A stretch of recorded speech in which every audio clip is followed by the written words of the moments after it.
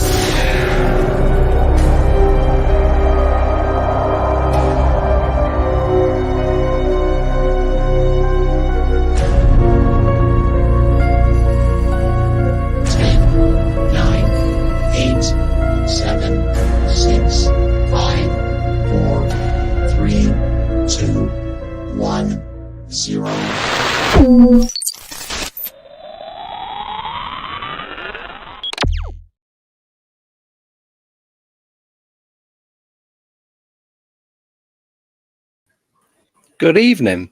And welcome. That stayed on longer than I thought it was going to stay on for. Sorry. Yeah. Even I wasn't ready. That confused me. Yeah, confused me. And greetings from the colonies. Yeah. Yay. It always cracks me up. I have Chris Pocock's a longtime friend of mine, and he's a U2 specialist.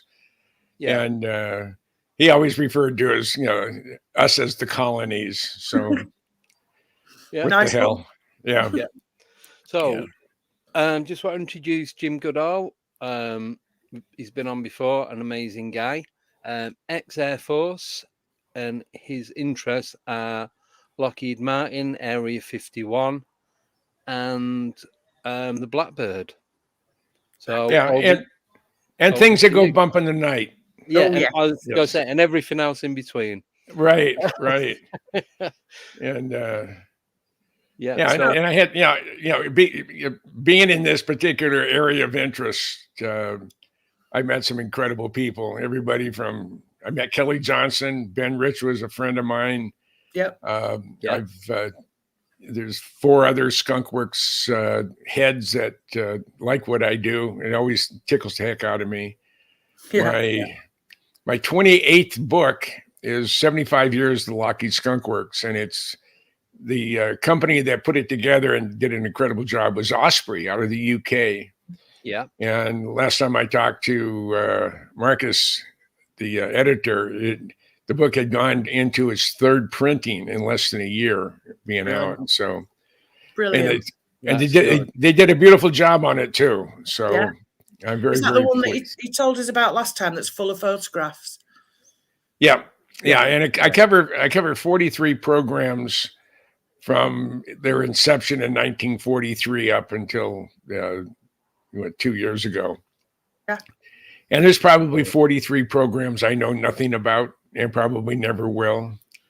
One of the fun things I did when I did the book signing last June at the Skunk Works, and I had a captive audience. I had my mind just went blank. Jeff Babion, who is the vice president and general manager of the Skunk Works. Yeah. I had him as a captive audience for 2.5 hours.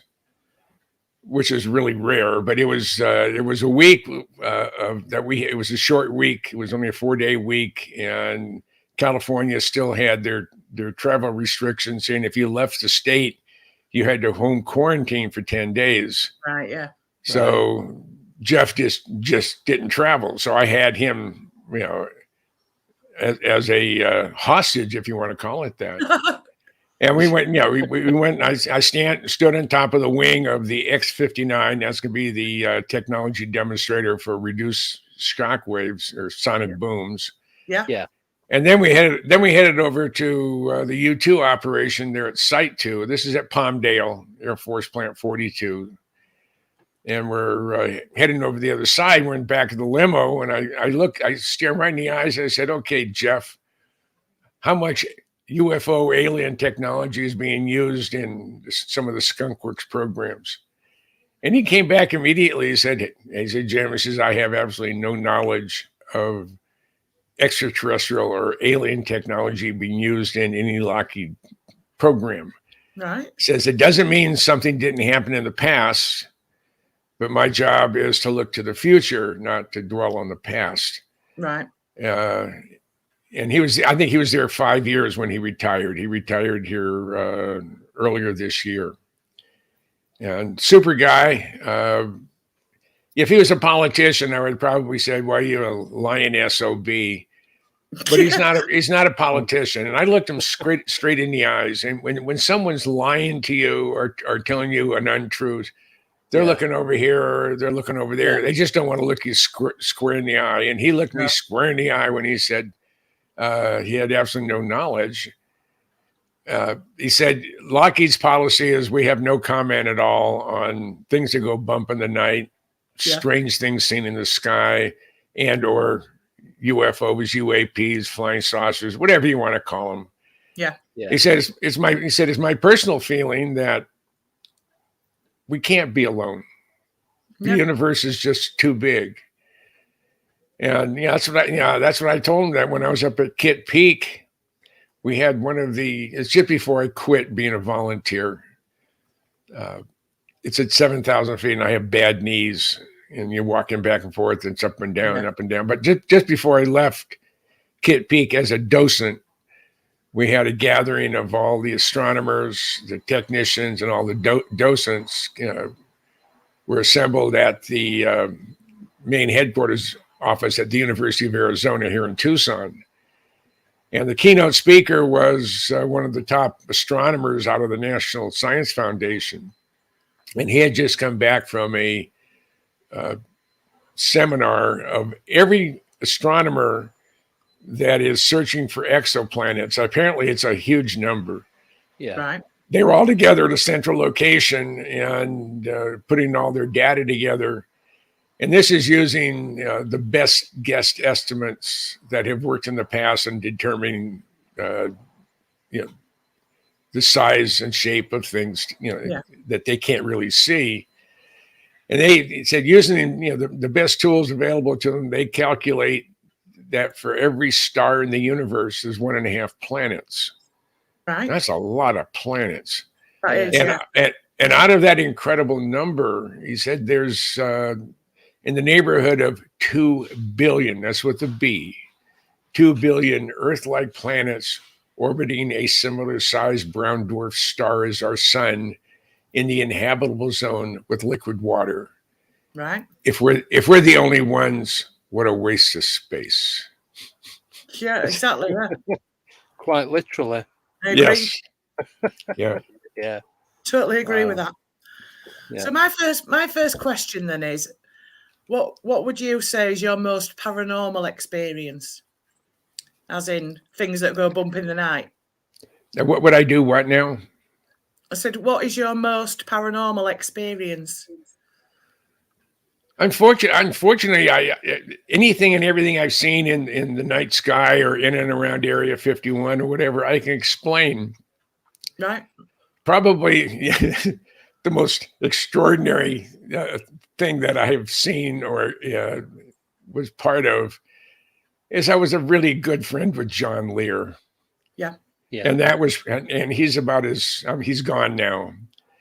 He is about as strange and unusual, delightfully so, as anybody I've ever met.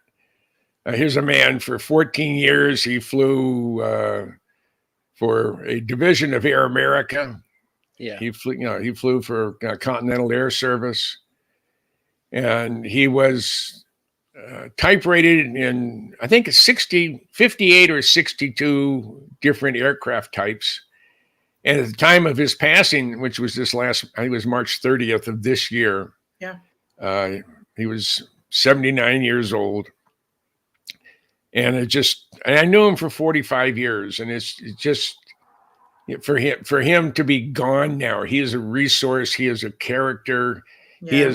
He is probably the most unusual paranormal experience I've ever had, was being a friend of John Lear. Yeah.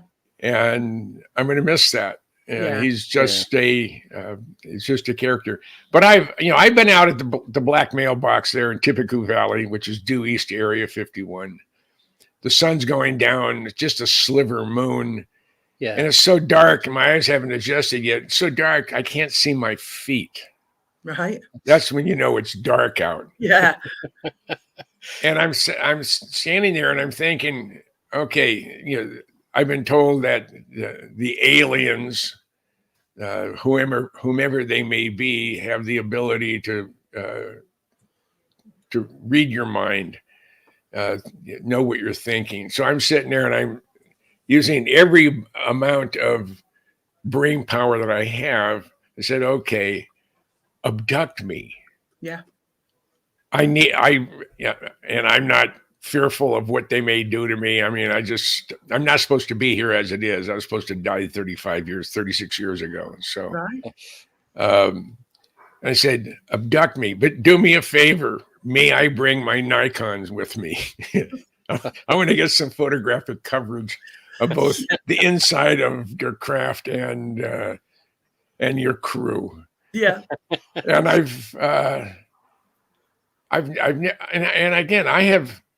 have been at the fence line of either Tonopah Test Range or Area 51, either in the top of Whitesides or the top of Freedom Ridge, which are both now off limits. Right. About 80 times in the last 40 years. I mean, I've had little red dots in my chest. I've been harassed. But I have never seen anything I couldn't explain. And it's frustrating.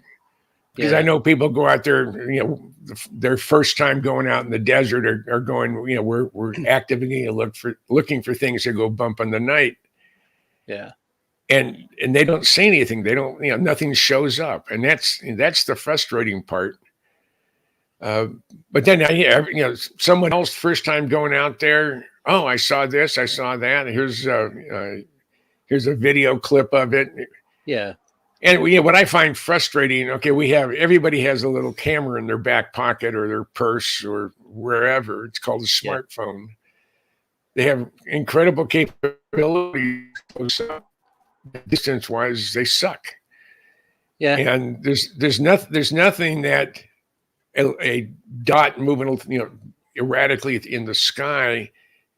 There's nothing that proves other than there was a dot moving erratically in the sky. We don't know how big it was. We don't know the physical size, shape, texture, whatever. It's just it's a bunch of pixels. Yeah. And unfortunately, no one carries around their big Nikon or their Canon with a 200 or a 400 or 500 millimeter lens. Yeah. So they can really get up close and personal. And it's frustrating. I've always believed that we're not alone. Yeah. I felt that from as far back as I can remember. I also know that not to trust what your government says or doesn't say. Yeah. When it comes to things that can truly affect us. Yeah. And it's not gotten any better. It's gotten worse over the years, and it's just I'm ready for disclosure. I'm ready for something to happen. Yeah. And I think there's a lot of people out there, and I'm sure there's a lot of people in your audience that feel the same way. It's Definitely. I say, all right, we've been playing these silly games since Roswell or before. Yeah. And it's time to fish or cut bait, one of the two. And there's the only way that I would say that maybe we're not going to get any additional information is maybe we are not in charge of the dissemination of the information. Yeah. It could be very well be whomever they are, and they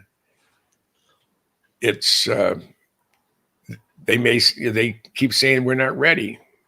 What was he? Yeah, there was an Israeli scientist, and I don't recall his name, but he came on. He was on the news here a couple 3 or 4 months ago, maybe longer than that, and he said they're here, but they're not ready for disclosure yet. And I have a friend of mine who works at NSA, an analyst. Yeah. And when Tucker Carlson and a government official, this is back in 2019, they announced the fact that there are craft not of this earth overflying our military installations. Yeah. And everybody got really, really excited about that. And I'm up with Doc Skinner up in Sholo area of Arizona. And he's talking to the Cousin brothers on speakerphone. And I think Blake said, there's a guy that we've been trying to track down who's been a longtime friend of Bob Lazar's and knew him before he went to work out in the desert. Do you have any idea how to get hold of Jim Goodall? And Doc started laughing. He said, well, he's about 3 feet from me right now. What do you want to ask him? He said, would you be willing to call Lazar and ask him what his thoughts were? And I said, sure. So I did. I called up Bob. I always call his wife's number. Yeah. And Joy got on the phone, and I said, she said, well, you coming to visit us? And I said, no, not yet. Says, is Bob available? I said, yeah, he's in the lab. Let me go get him. So he came on. Yeah. Of course, he has a very distinctive voice that it would be really hard to mask or pretend. And so I asked him, I said, well, what was your reaction? He said, my initial reaction, boy, I'm finally being validated. And he got really, really excited about it. And then he thought for a second and said, no. I said, I'm going to wait for this second shoe to drop before I get excited. And so far, from the announcement in 2019 until now, they haven't dropped the other shoe. I mean, you can talk about, well, we're going to put together this committee. We're going to put together this organization. We're going to do this. We're going to do that. Well, that doesn't mean squat when it comes to telling the general public and and the population of the world what's going on.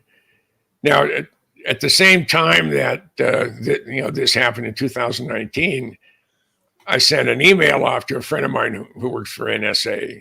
And I said, what do you think? And she said, I can't comment, but they're here. So that's what I have to assume, that they're here. And when we say that they, I'm talking about little green men from Mars. And I asked Bob, and this is 30 years ago when he first went to work out in the desert at S4. He said, "Did you ever see the aliens?" He said, "No. They were being referenced. There were posters. There was a picture almost like the character in the movie Paul, where I have a couple of British actors. That's one of my favorite UFO movies. Yeah. And it's just, I wish if they're gonna talk about it, if it doesn't have anything to do with national security, what the hell is the problem? Why can't they just say, okay, I'm going to release the information, this is what, this is what we have. This is what we've discovered. This is where they're from. Yeah. There was one, again, an unnamed government official. I was reading it today, and I don't know, it may have been in the Daily Mail, which is one of my favorite places to go to read. I read the Times of London, I read the Daily Mail, and there's another British tabloid type newspaper I look at also. And there's people saying that, hey, they're here. They're here. Okay, if they're here, show yourself. Yeah. Prove it. And how do you prove something that doesn't exist? That's the frustration that the level that. Yeah. And I honestly believe, with the amount of activity and the fact that UFOs are now mainstream. It used to be, you talk about UFOs. Oh, you're a flying saucer crazy. Yeah. Oh, that's nice. Yeah, I guess I am. It's just I'm ready for it. I think your listening audience is probably ready for it. Yeah. But there's some level of fear, and I have no idea how that can be justified, or how that's going to come together. I don't know, but I think the world is primed for disclosure. Yeah, I know. My dear friend Michael Schratt is with Dr. Stephen Greer as I speak, and they're scanning tens of thousands of documents related to UFO sightings and whatever. Yeah. So, no one does research better than Michael Schratt. No. And I'm delighted to call him my friend, and he's a very dear friend. Yeah. He was at Roswell. They gave him access to their archives. He spent 3 days there. He scanned over 10,000 document sets. Yeah. Yeah. Some of them are really mind-blowing. He said eventually, when he gets them all organized, they'll all be searchable in PDF files. So if you're looking for Roswell, or if you're looking at things that, a left-handed widget, you punch that in, and anything and everything in there that has that name to it will be pulled up. Yeah. So that's gonna be fun once he gets that all together. I don't know if you've have either of you seen Michael's book, Dark Files?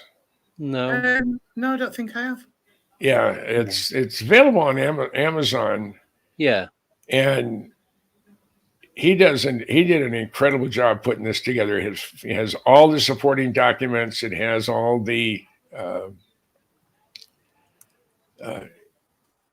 everything has been the original drawing by the observer. Then he has a professional artist actually do a recreation of the experience. Yeah, and he covers on book one. He covers 60 some odd events. And the thing I love about Michael doesn't interject his personal opinion or his feelings for it. Right. He's like, back in the 50s and early 60s, we had a program here in the States, in the colonies, called Dragnet. Yeah. Yeah. And this thing started out. Joe Friday was the head detective, and he says, we want the facts, man, just the facts. And the names have been changed to protect the innocent. And we just want the freaking facts. Let's quit playing silly games. Yeah. The amount of information that our governments and your government has is probably overwhelming. Yeah. Definitely. And I know guys that work on some of the systems that have been used to capture the Tic Tacs and other. This is from military equipment. Yeah. He said, what you're seeing is absolute garbage compared to what they have what they probably do have on their systems. I mean, they're high resolution, low light TV systems on, the F-14D, which is not flying anymore, but F-14s at the time they were flying did go after and chase UFOs. Yeah. Yeah. Mm. And so that's where I'm at on that. Yeah. Yeah. Cool. Do you want to go straight into the questions, Jim? Sure. Is that okay? Right. So our first one is from Paul Green. He wants to know, does Jim think anything will be built in the future to match the SR-71? Oh, I sure in the hell hope so. I think the closest thing that we're going to see that to replace the Blackbird was in the blockbuster movie Top Gun Maverick. Yeah. There's been rumblings and rumors about replacement for the SR-71, and it would be sort of this SR-72 type of thing. And I covered that in my Skunk Works book. Yeah. And the fact that the craft that Tom Cruise flew to Mach 10 before it disintegrated. I don't know how he got out because he wasn't wearing a David Clark suit, but that's about the only error I found on. But a very dear friend of mine I've known since '81. He spent 34 years at the Skunk Works, retired 4 or 5 years ago now. But he was like the number 3 guy. And I asked him, I said, Steve, I said, you know what's going on. And I know you can't tell me anything that's classified or sensitive. But is there anything in the pipeline that you're aware of that would get me excited? Yeah. I said, since you know what my passions are. And he said, Jim, and this is 4 or 5 years ago. Yeah. So Jim said, we are not fighting a strategic enemy. We're fighting a band of terrorists and, not soul survivors, but one-off type of assassins. Yeah. And bomb makers. And that's, so you don't have the, I gotta get some water a second. You don't have this, you don't need the strategic assets.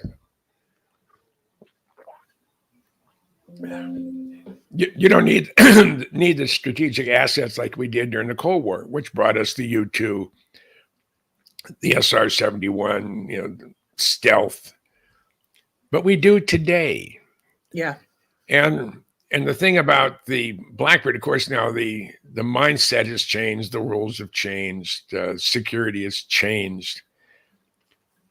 From the signing a contract for the Blackbird in September of '59, it was 32 months from signing a contract to first flight of an A-12 Blackbird.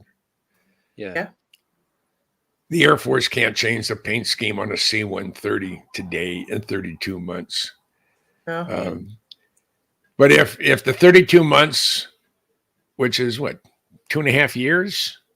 It's been 5 years since my friend Steve told me that there wasn't anything that he was aware of. And like say, he was the number 3 guy. Yeah. He was director of strategic and unmanned systems. So he covered a lot of bases with that title. So I honestly have to believe that, we do have a replacement for the SR-71. I do believe that Aurora is real and it's been flying since the early 80s. There's just too much evidence to it. I've told some very significant people that are deep into classified programs, and none of them said that my hypothesis of what Aurora was used for and what it is still used for. And I said, he said, there's nothing saying that that stance has changed. And what that was is Aurora let's step back to the early 1970s. Yeah. The Soviet Union told the world that they had the ability to look at a ship passing through a choke point like the Straits of Hormuz or going in and out of the Black Sea or even going into the North Sea. Yeah. They had the ability in the early 70s. By 1974, 75 timeframe, we had that same capability in specially modified P3 Orions. And I believe it would be like the Ares 2, the EP3E, I think it was. It was like the one that was commandeered in Hana, China, back a number of years ago. He said they had the ability to overfly a Russian ship or a Soviet ship, or actually any country's ship, and look down at it and determine how much fissionable material is on that ship. Right. And if you know the amount of fissionable material and the types, then you can determine whether it's, this stuff is just mildly radioactive. Is it going to be used for a dirty bomb, or is it weapons grade material? Yeah. So the Aurora was funded probably out of a slush fund. The National Reconnaissance Office back in the mid 90s discovered that they had a little slush fund on the side that they had forgotten about. Right. Yeah. And it had $6 billion in it. I mean, I would remember if I misplaced $6 billion, but apparently the caretakers of our tax dollars don't. No.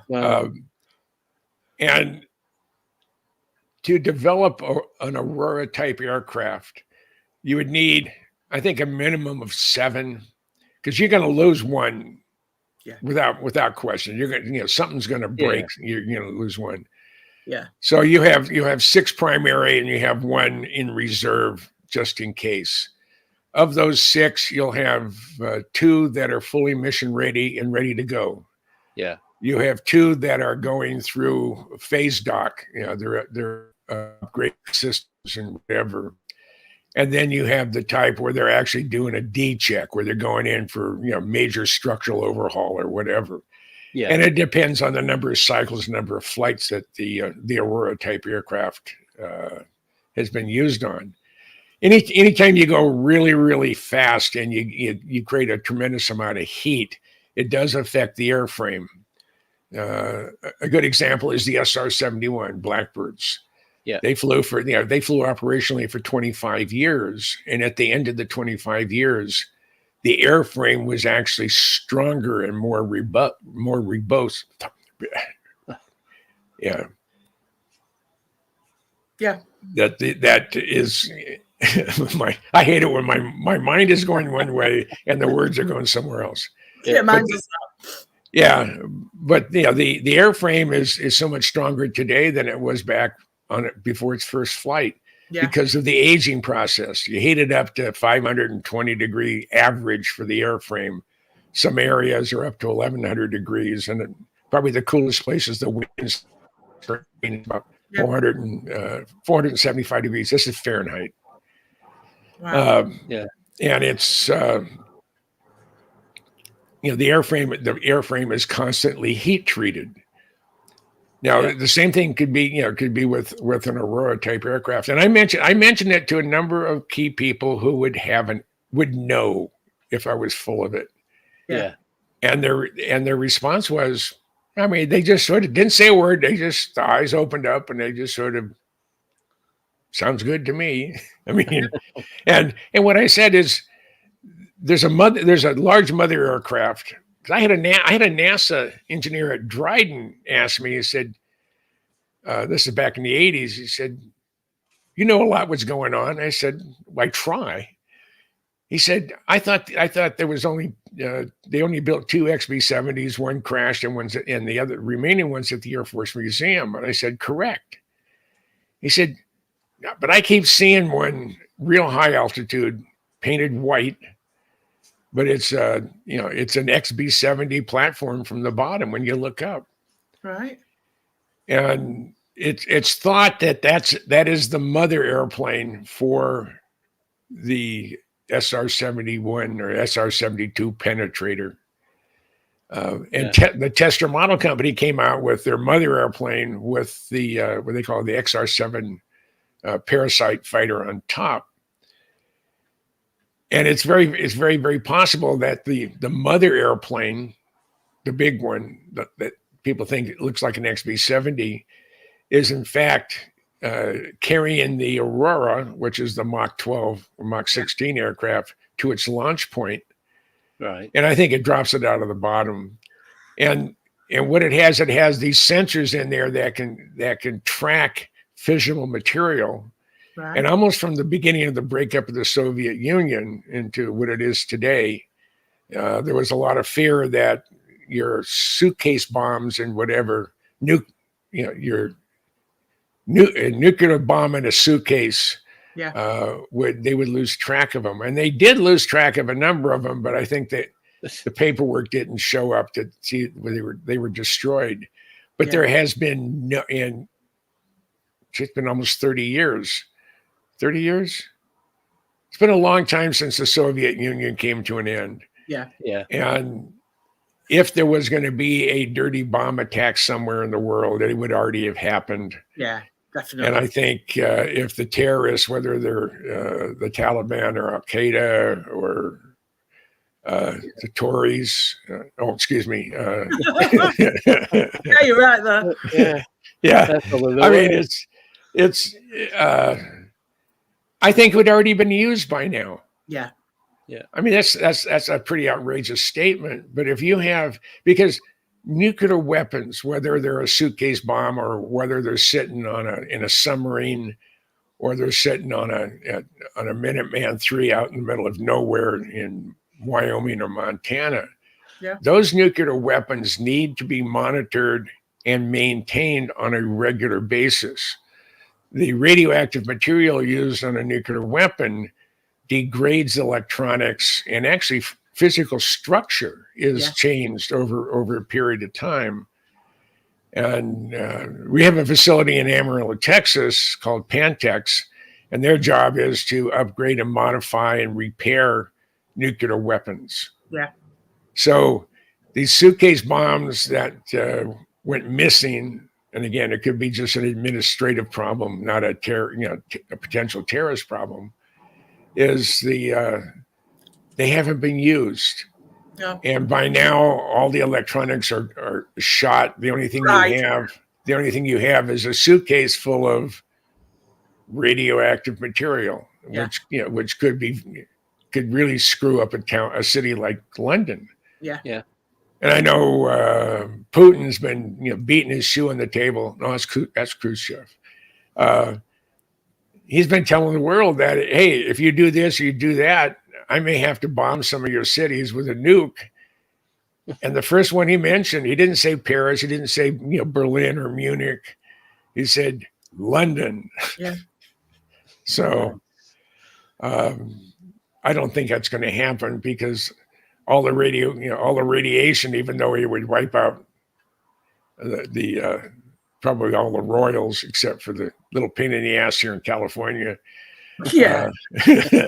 I laugh. I've been to England twice, and I absolutely thoroughly enjoyed it. Yeah. And I would go back again, but I don't like mask mandates, and I'm not going to get jabbed with the poison, so I may not be able to. I may not be allowed to. But I just so thoroughly enjoyed my time in the UK, and the people were wonderful. The weather was delightful. Yeah. Oh, that makes a change. Yeah. And I mean, I was there for 10 days, and I didn't get rained on once. Nice. I went to we went to Leeds Castle. Of course, I went to Windsor, and I really didn't want to go to Windsor Castle. And my then wife was she's English and Scotch. Right. Yeah. And so said, okay, I'll go to Windsor Castle with you. I'd have turned right around and gone right back in and gone through the tour again. I absolutely loved it. Yeah. Just loved it. We went through the hall that had burnt down. Yes. Yeah. And you couldn't tell that there was ever any damage there. I mean, it was apparently the staff just started carrying out all the valuable paintings and artifacts. So, you lost wall coverings and you lost maybe some furniture, but that's all repairable. You didn't lose any. I don't think anybody lost their life in it. So, No. But, and by the way, how's your queen doing today? She's, I've no idea. No idea. The last person you should be asking is Deb. She don't even know what day it is. Oh, okay. Sorry about that. It's all right. Easy mistake. Yeah. I make. I just I was in the UK 20 years ago. Yeah, that was my last time, and I was there for the 50th anniversary of the de Havilland Comet going into commercial service. So it was 2002, and it was went into commercial service. I think it was May 1st, 2020. I mean, not 2020, 1952. Yeah. And it was just fun, and I just had a wonderful time. I'm a history buff, and that's where I write. And my last name is English surname Goodall. Jane Goodall is I'm related to her down the road a ways. Right. And back when my great aunt was into genealogy, back in the 50s, before it was really popular, she did genealogy research on the name Goodall, and I'm directly related to the first Archbishop of Canterbury. She traced the name back to 1207. Right. Yeah, so I may be a royal and don't know it. Next time you're on, we'll get you a crown. Yeah. We'll see if we can get you in the palace. Well, I was at the Tower of London, and I wanted to move the glass eye and try on one of those one of those crowns, but I think they would have frowned upon it. Yes, but it was like years ago there was a movie. I think it was King Ralph with John Goodman when he realizes that he's in succession, to the throne. And it happens to be, you're the one now. You're the one we were looking for. So, right. Next question. Sure. It's from Nickname. Any updates with Jim? Has he been to see anyone recently? And is there any info he can share? Well, I was in March. I went to Beale Air Force Base to give a presentation on the history and development of the Blackbirds, which sort of cracked me up since I was the home of the Blackbirds for 25 years. Yeah. But it's been 30 years since they left. So no one there had ever seen one fly. And I was from there, I was supposed to go up and spend 2 or 3 days with Bob Lazar. Now, I mentioned earlier that, I had Bob as a friend, and I've known him over 30 years. I met him before he went to work out in the desert. Yeah.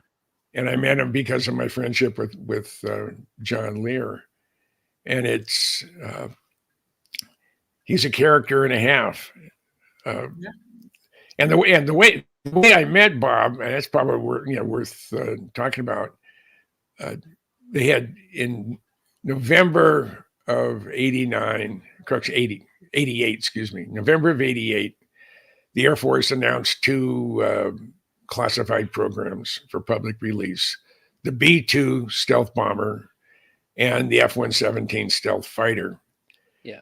So I knew the F-117 was flying out of the desert in and around Las Vegas and Tonopah. Yeah. So John Lear and I were heading up US 95 out of Las Vegas, heading to the town of Tonopah. And we're about 2/3 of the way there. We just passed Scotty's Junction.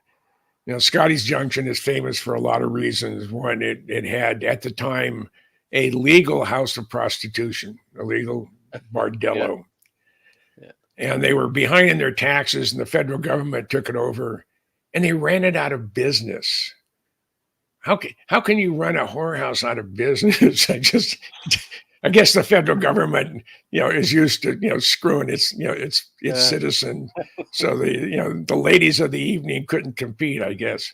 But Yeah. we're about 10 or 15 miles north of Scotty's Junction on US 95, and an F-117 flew right in front of us. He was about 1,500 feet in altitude, Yeah. and he crossed the road at about a 45-degree angle, and I almost crashed the car. I couldn't believe what I was seeing. I mean, it would be the same if I'd probably have the same reaction if I saw a UFO for the first time. Yeah. Because even though they had a photo of it and it was a terrible photo, it didn't do justice to the airplane.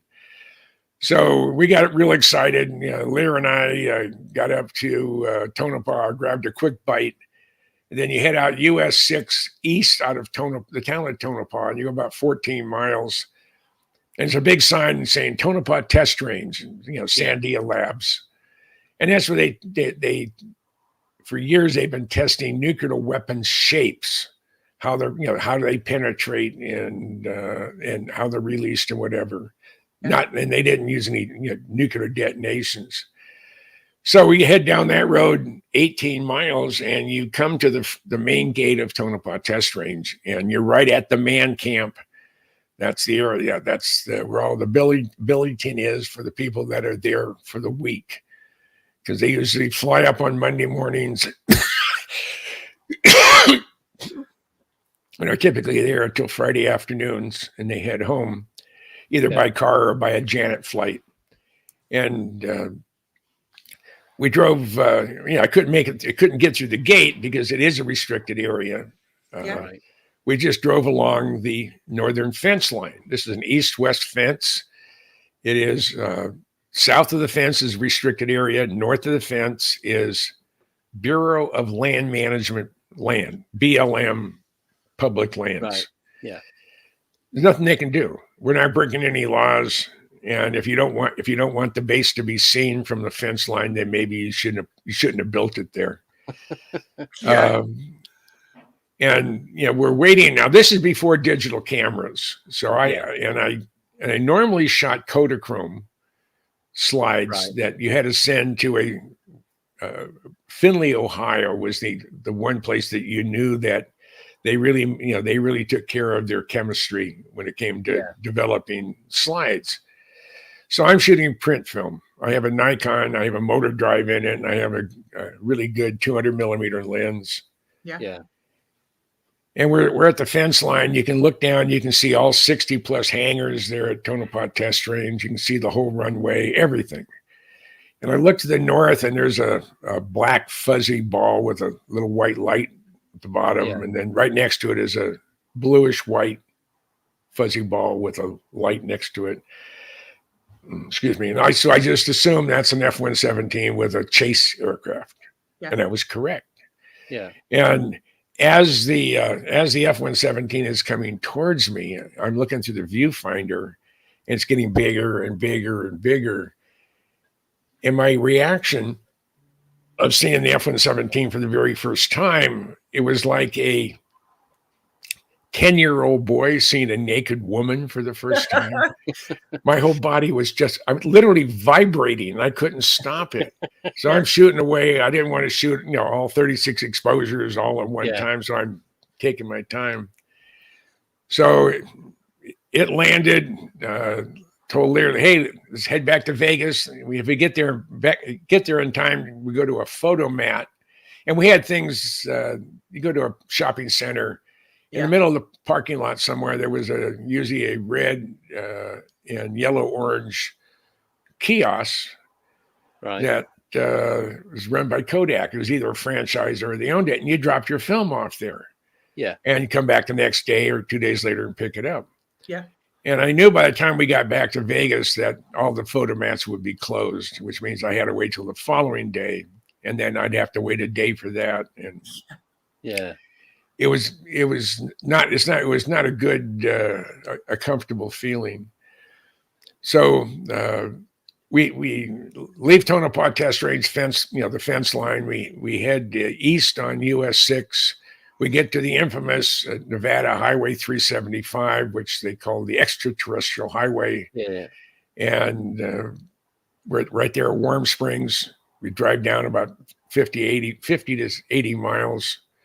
And there's the beautiful metropolis of Rachel, Nevada, population 75 or 80 people total. Yeah. And we stopped to see Joe and Pat Travis Joe was still alive at the time, at the Little Alien. Oh, yeah, the cafe. Pardon? The Little Alien Cafe. The little the Little Alien Cafe. We grabbed a quick bite, and we're heading back to Vegas. And John said, "Hey, I have a new friend coming over. I think you'll enjoy him. He's interviewing for a job out in the desert. He's supposed to be at the house. I'll call him as soon as we get here, and he'll be here about 15 minutes later." So we get there, and it's just a little after 9 p.m. And about 10 or 15 minutes later, there was a knock on the front door. Lear answers the door, and a young man comes in and introduces himself. He said his name is Bob Lazar, and he just moved there from Albuquerque. And he's interviewing for a job out in the desert. And I said, "Good, that sounds like fun." He said, "What'd you do at Sandia?" I said, he worked at the weapons lab, how to make nuclear weapons to kill people cheaper. Right. Yeah. So they calculated initially that they wanted to get the kill down from 12 cents a person to 10 cents a person. That's the insanity of our war machine. That's what they think about. So I told him what my dilemma was, and I had some print film of the F-117. I didn't know if any of the shots would be any good because I was shaking so damn hard. Yeah. And he said, "Well, I have a C-41 processor at home. Let's jump in my car." And he lives over off of West Charleston, about 15 minutes away. So we jump in his car, and we're not more than a block and a half from John's. And Lazar looks at me and says, "I feel sorry for Lear." I said, "What's that?" He said, "Well, that dumb SOB believes in UFOs." I said, "My God." He said, his dad, he's from this famous aviation family, and he believes in flying saucers. He believes in UFOs. How stupid is that? He said, "I'm a nuclear physicist. If I can't prove it mathematically or put my hands on it, it doesn't exist." Yeah. I said, "And you couldn't put a gun to my head to convince me that UFOs were real." Okay. And a year later, there was this silhouetted guy named Jarrett talking about doing reverse engineering on the propulsion systems for alien spacecraft. It turned out to be the same guy. Yeah. So my distinction in the spooky airplane and things that go bump in the night world is the fact that I knew Bob Lazar before he went to work out in the desert. Yeah. And you couldn't put a gun to his head and convince him that UFOs were real. So what does that tell you? It tells you that he's real. Well, I got my girls right here. Can you come up? Come on, sweetie. You want to come up? I have a rescue German Shepherd. Her name is Scarlet. Love German Shepherds. And she comes in to give give me a visit every now and then. Yeah, check you're all right. And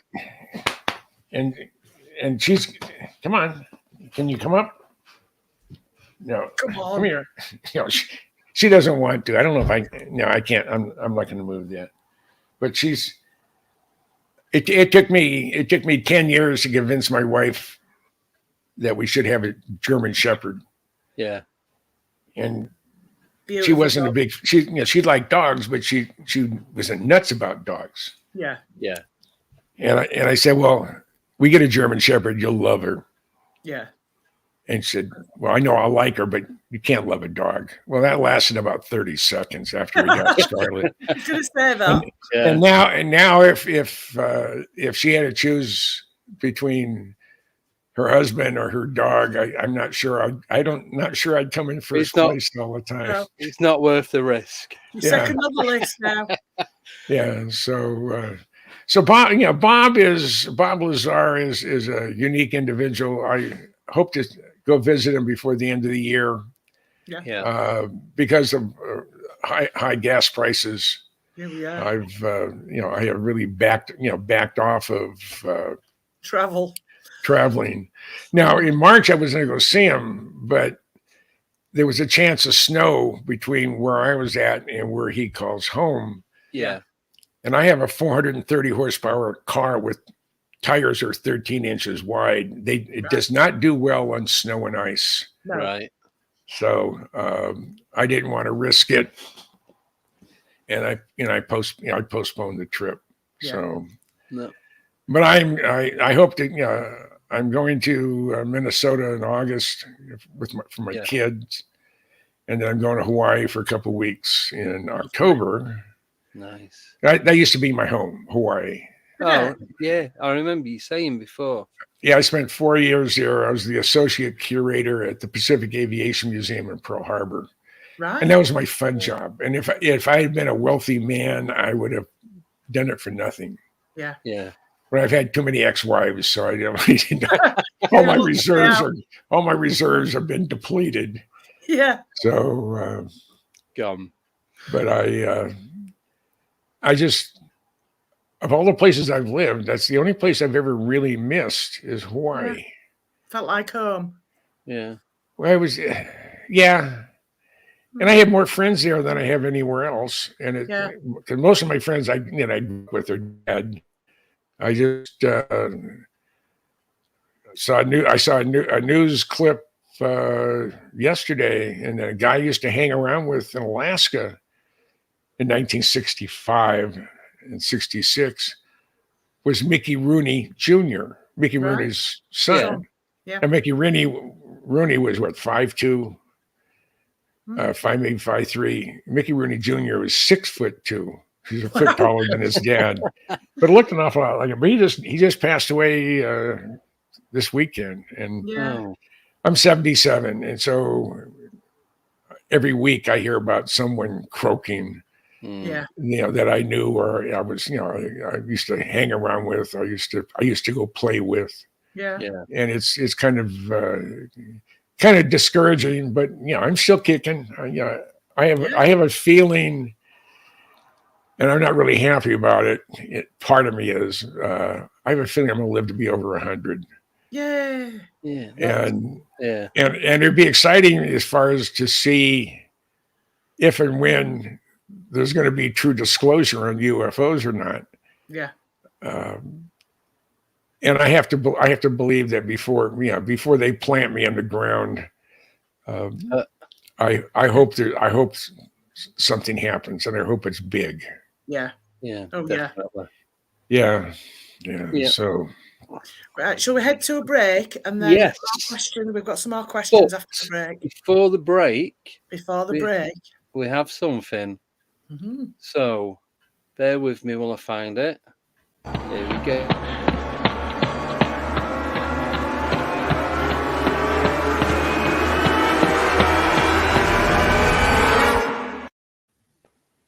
Right. So, this is what I nearly did see.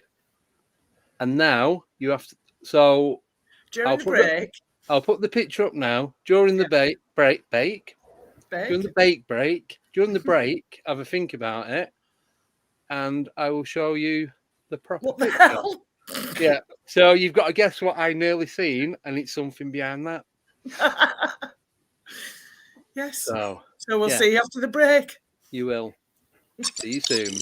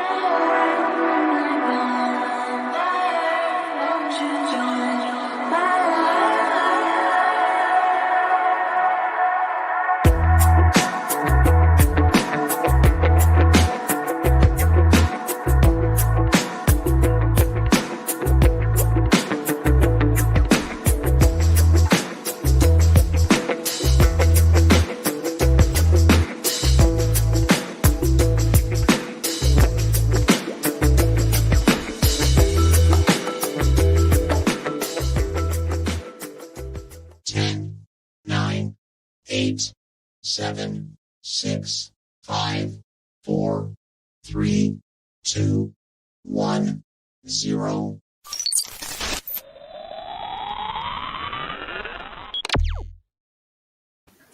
And we're back. Yep. Right. So just before we carry on, this is a picture of what I nearly did see. Yeah. No, nobody's got it right so far. I'm hardly surprised, really. So this is from what I nearly did see to what it actually was.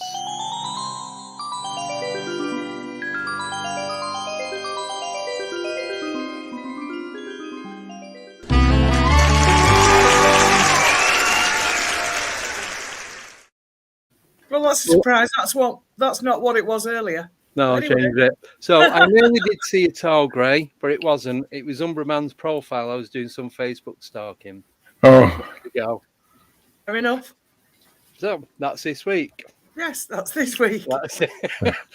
And around to the end where my creepy fact. Yeah, I say comes tune in in. next week for something just as daft. Yeah. Right. Yep. So that's that done. Right. We'll jump to the questions then, Yes. if that's okay. And the Sure. next one is from Warren Hardcastle, and he wants to know: do you believe the SR-75 is real? If yes, what is its power source? Well, the SR-75 is as far as the model kit that testers came out with, and it could be a Talari also if it's in Europe. Same company.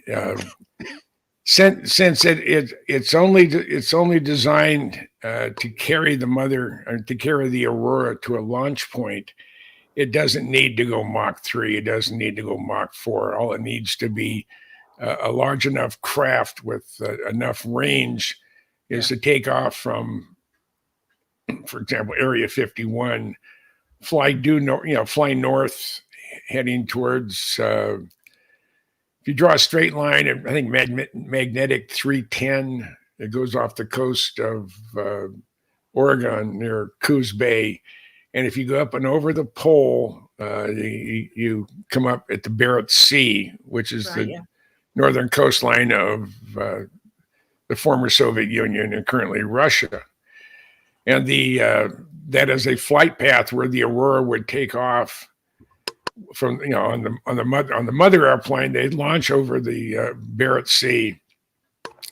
We have permission to overfly Russian airspace. The aircraft flies between 180 and 200,000 feet at Mach 12, 8,000 miles an hour. And it overflies the breakaway republics and right down the middle of the Persian Gulf. Probably air refuels out of Diego Garcia. And one of the things that Ben Rich, and again, I keep referring back to Ben Rich. I had a relationship with him that was unique. I was honored to be in his circle of people that he communicated with. And Ben and I talked once a quarter for 25 years. And I have no idea how that even started, but it was fun. If I didn't call him, he called me. Yeah. But in one of our conversations, we were talking about the Aurora. And we were talking about John Andrews and Tester Company that came out with their SR-75 and their XR-7 penetrator, which would be referred to as Aurora. And Ben said, I'm disappointed in John, and that'd be John Andrews. I said, why is that? He said, well, a Mach 12 aircraft fueled by liquid methane. Now, nowhere did I say Mach 12. No. Nowhere did I indicate that it was using a cryogenic fuel. And by the way, liquid methane is what Elon Musk is using on his Falcon rockets. Right. And I don't know if it has a higher density of energy associated with it versus kerosene. But Ben said, I'm very disappointed in John's Aurora model. I said, why, Ben, why is that? And he said, well, Mach 12 liquid methane fueled aircraft would have to have an internal volume at least 4 to 5 times that of John's model. Yeah. Right. So what Ben was telling me, that the model was correct in a lot of respects, but it had to have a fatter fuselage. Right. Yeah. So I know that the thing flies at Mach 12. I know it fueled by liquid methane. Also, air refueling with cryogenic fuels is actually probably less dangerous than the early JP4. Now, they all fly with Jet A or JP8 today. It's less flammable. It's still burn. It'll still catch on fire. The only exception to those type of fuels are the fuels that used on the Blackbird. They use JP7, which is a triple distilled kerosene with a fluorocarbon lubricant in it. And you wonder, what's the lubricant for? Well, because the Pratt & Whitney J58 heats up so much and expands so much that using conventional pneumatics or hydraulics just wouldn't work. So they actually use the fuel to move all the controls, and all the actuators and everything else are moved around, by and distributed through the engine by fuel, using fuel. And then once then everything it was going to do, it dumps it right into the afterburner. And by the time the fuel reaches the afterburner, it's at about 800 degrees Fahrenheit, which is quite warm. And the city of New York has a fire code, and they list, and I think the way they list it, water is equal to 0 as far as flammability. Yeah. Right. And gasoline is rated at 100 as far as flammability. JP7 has a New York fire code rating of about 7 to 10. That's it. It's just a little bit more flammable than water. Yeah. And that's why they have to use a chemical igniter to light it. And it's triethylene boron. And it's a pyrophoric chemical. It lights on contact with air. So I don't know how they ever invented it, if it's going to catch on fire anytime you make it. Yeah. And you have to keep it in an inert atmosphere. In other words, nitrogen. But there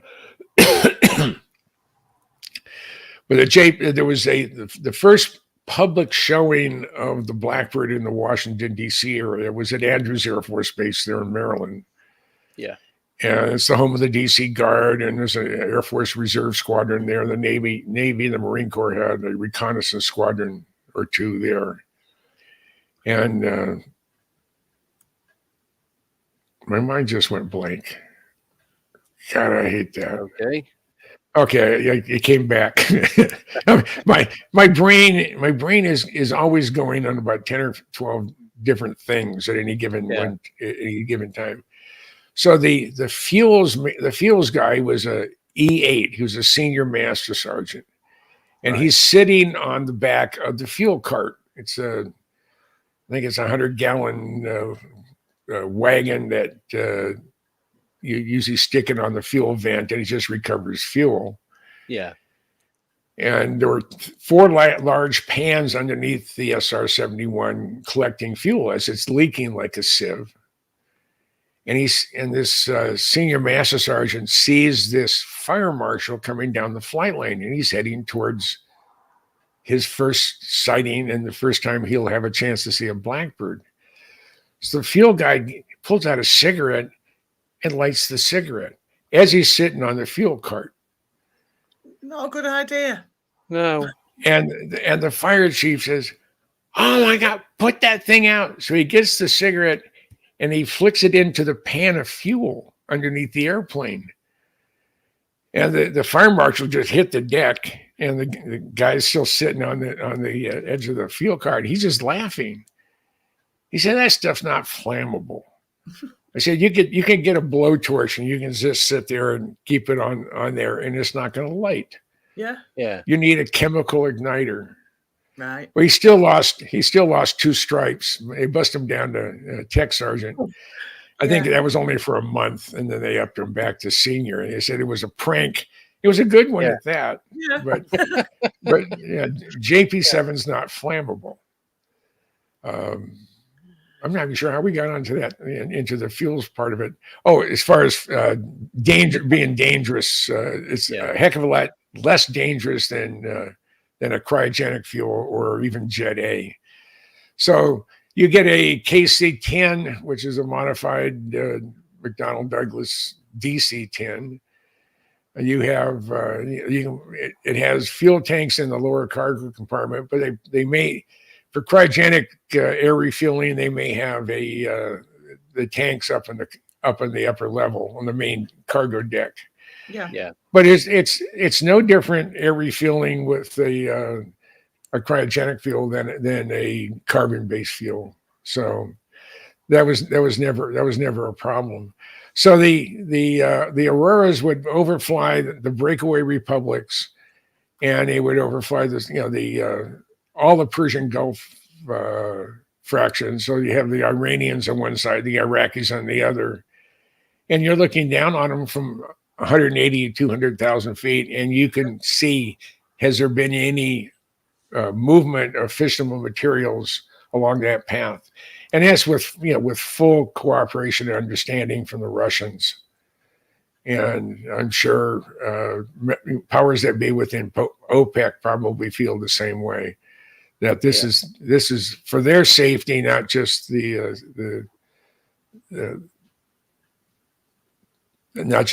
safety for the former Soviet Union and its breakaways. So the technology is out there. Now I had a dear friend of mine was an air traffic controller at the Bay Area TRACON in Oakland, California. His name was Bob Garrow, and we've been friends since September 1962 when I first met him when I was in the service. And he was an air traffic controller. He was a senior controller at the Bay Area TRACON, and we were talking one evening. I was over his house, and he said, we had the strangest thing happen here a couple months ago. And I said, what's that? This is the early 80s. Yeah. He said, our radar covers about a 300-mile radius around the greater San Francisco area, and we control all that airspace 300 miles out. Yeah. And he said a couple months ago, excuse me, a couple months ago, we tracked a manned air-breathing aircraft with a transponder going through controlled airspace at 8,000 miles an hour. Right. Wow. And it had priority over the SR-71, which was still operating on a Beale. Yeah. The only airplane up to that point that has more power, I guess, more important than Air Force One. I mean, the only thing that would circumvent a Blackbird having number one priority would be Air Force One. Now there's this craft, whatever it may be, has priority over the SR-71. So they called Beale Air Force Base.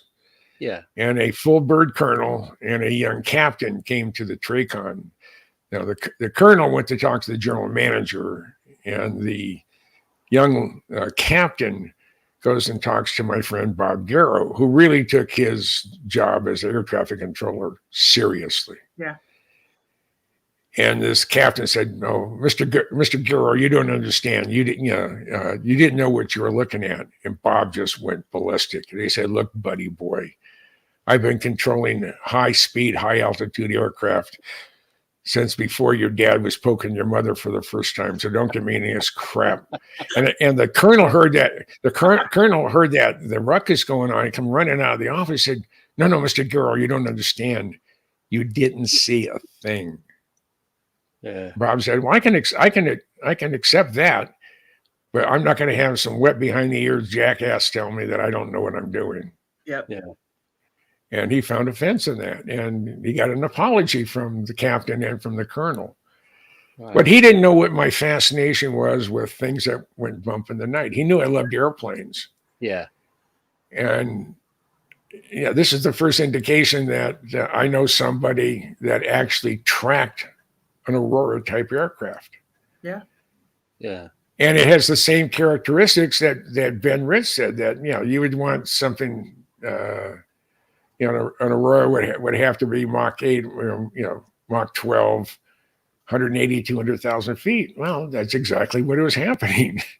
Yeah. So that particular platform, like I said earlier, I believe is used for keeping tabs of fissionable material in the former Soviet Union. So, but we've had that capability for a long time. Yeah. Yeah. And I hope that answered your listener's question. I think it did. There's a couple of add-on questions for that. Oh, Yeah, sorry, Dad. No, it's all right. Go on. There's a couple of questions from Ancient Ruby. She said, what type of fuel did it use? It was the first one. Liquid methane. Yeah. Yeah. And then she asked, may I ask if copper coils are used in the engine? Well, I don't know about Aurora, but on the Blackbird, absolutely not, because the temperature of in and around the engine is so hot. Yeah. The Blackbird's power plant, the Pratt & Whitney J58, yeah, when it heats up, it grows 6 inches in length and about 2.5 inches in diameter. So it gets really, really, really hot. Yeah. I think the metallurgy is such that I'm not even sure where I was going with that one. It just, never mind. I'm just, again, my mind is I'm thinking one thing, I'm saying another thing, and then there's another thought that keeps bouncing up in my back of my head, and that's what you get when you've been around too long. Write it all down. That's what I do. I write everything down. You have too much information pouring out of your ears. Yeah. Right. Sorry, there's two more. She also wants to know, is lithium used? What was that? Do they use lithium on these as well? I think on a conventional Aurora, no. Your lithium is primarily used in energy storage, such as lithium-ion batteries. Yeah. There was talk about using boron in the engine to reduce the contrail or the reflectivity of the exhaust plume. Now, when they were developing the Blackbird, one of the key requirements was a low radar cross section, and the A12 has a radar cross section of about 20 square inches, so it's only about this big. Yeah. Right. Okay. The B-52 has a radar cross section of about 200 square yards. I mean, it's a huge reflector. Yeah. So that's always a consideration for anything that's going to be out there.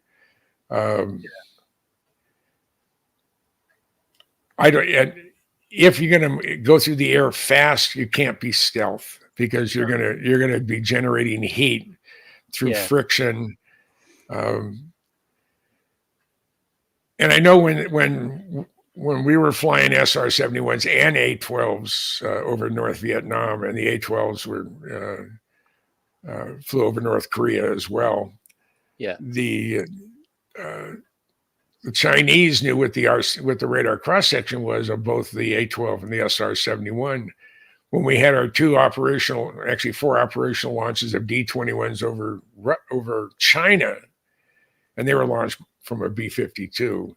Yeah. The Chinese didn't know what the hell they were looking at, because it didn't have it had too small of a radar cross section return. And I said, I asked my source, I said, how do you know that the Chinese couldn't figure out what they were looking at? he says, "Oh, we have our ways and we have our sources." So apparently, there's a number of people within the people's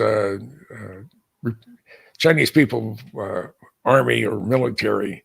Yeah. That was on a friendly name, first name basis with some of our spies at CIA or whatever. Yeah. So cool. Next you. question then. Space Cadet Lottie wants to know, what are Jim's thoughts on CE5 protocols? I don't have any thoughts on those. I mean, I have a lot of experience in talking with people who had direct involvement with UFOs and things that they can't explain. Yeah. I, on the other hand, has never personally had the experience. So, and it's frustrating. And people say, well, how can you talk about it? And I said, well, I can talk about children too. It doesn't mean I can't have babies, but I can sure talk about them. So it's. Do you think I don't have any comment at all because, again, my typical area of expertise are manned systems developed in a secret environment. Yeah. The U-2, the Blackbird, the F-117, the B-2, those types of craft. So the CE5 protocols, I'm aware of them. I've never read them. I've never had any need to. Yeah. Maybe I should, just so I know what the hell I'm talking about. But, yeah. Maybe, yeah. But again, I am a hardware person. I'm not necessarily a UFO person. Yeah. Yeah. If a UFO happens to be made of hardware, then I'm very much interested in it. Yeah. And the other thing, of everything that's been videotaped, either with a crappy little cell phone that you get a dot, or some of them have a little bit higher resolution. I think any craft that has a rotating beacon, red or green lights on it, I don't care what it looks like. That more than likely is man-made. Yeah.